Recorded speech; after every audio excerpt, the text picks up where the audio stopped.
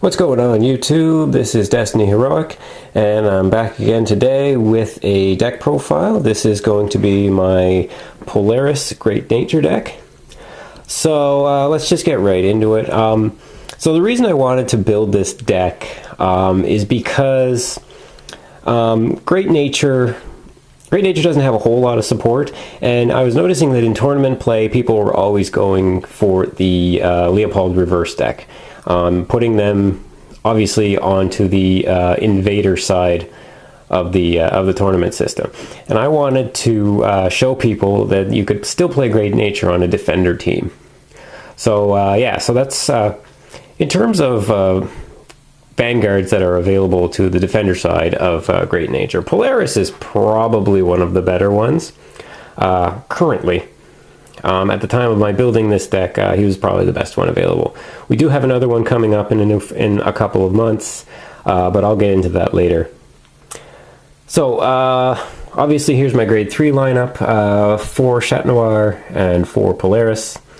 Polaris is Limit Break 4, Counterblast 2, stand one of your rear guards and give it 4k, and then retire it at the end of the turn. And his non-limit break effect is he gains 3k when he attacks a vanguard. So that's pretty straightforward. What's really nice about this is that it synergizes much more with Chatnoir than Leopold does. You get 3 attacks on one turn, which means you get 3 draws from the Chatnoir break ride effect. And if you hit a stand trigger, then you get even more draws. So I've since I'm not using Leopold Reverse, the retiring effect is a little bit more worthy of consideration, because Leopold Reverse will bring back anything that gets retired. That doesn't happen in this deck, so I've geared it towards replacing the card that you lose via draw effects, and also regaining resources in some other way. So obviously we know what Chatnoir is. Break Ride, whenever a rearguard attacks, it gains a Binoculus Tiger effect, and anything that gets pumped by that effect, when it retires at the end of the turn, you get a draw, and that draw effect will stack. So if you restand the same rearguard and it attacks again, you can apply the Break Ride skill a second time to another unit, and you can draw twice for it. So that's really good. It synergizes very nice with Polaris. One thing you'll notice about Polaris is his main weakness is that he's a 10k Vanguard. We live in a world of 11 and 13k Vanguards right now, and at 10k, it's basically just a really low defense. You basically have to use an extra 5k shield against, in a situation where an 11k would only need to use a 10. Hopefully that extra investment in defense is offset by the amount of draw power in the deck, though. So moving on, as my starter, I'm using the Blackboard Parrot. Put it in Soul, choose a rearguard, and when it's retired, you draw a card.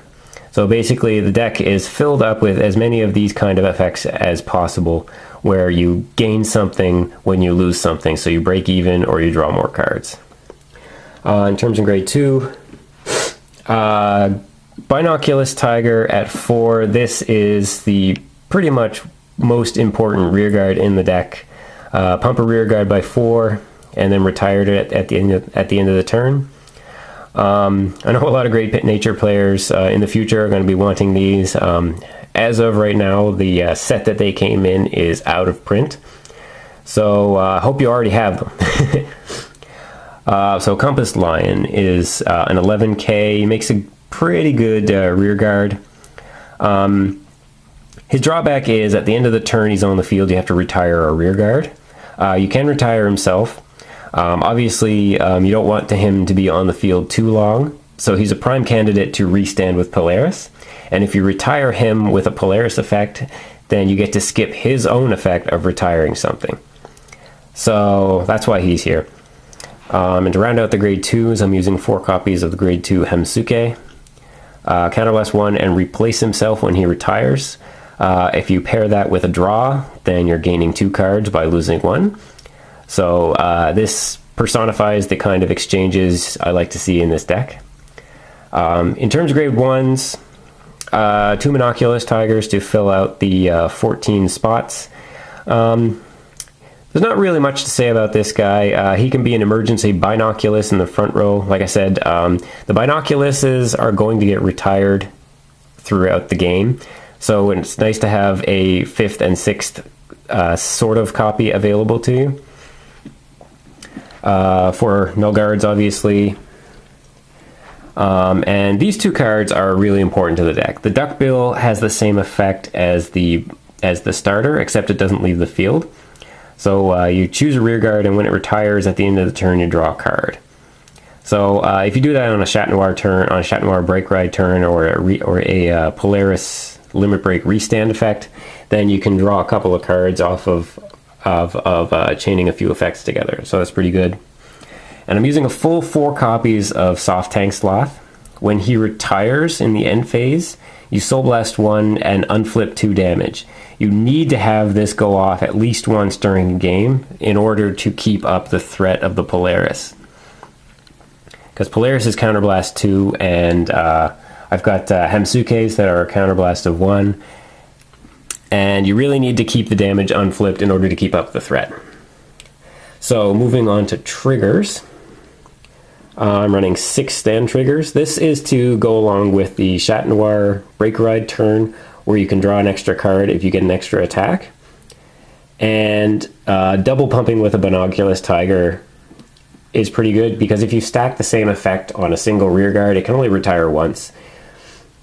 So you won't lose 2 cards in that situation. I'm only using 2 critical triggers. This is basically for psychological warfare. When people see the crits, they'll think that they have to guard more often, but really there's only 2 and they don't. And I've opted to use draw triggers in this deck because sometimes you just don't have the draw effects when you need them, so having some draw triggers to refill your hand and subsequently refill your field is very useful. And obviously 4 heal triggers to round out the deck. So that's the deck. It seems to function very well. Like I said, this is probably going to change with the release of Fighters Collection 2014. I'll probably want to do another deck profile with the changes brought on by that set, and we'll see how that goes. So, but in the meantime, let me know what you think of this build of the deck. Let me know if you'd like to see it in another game. There's one video on my channel where it was featured, or actually it's 2 videos where it was featured. But if you want to see an exhibition game just to see this deck, by all means, let me know in the comments below. And thanks for watching. Peace.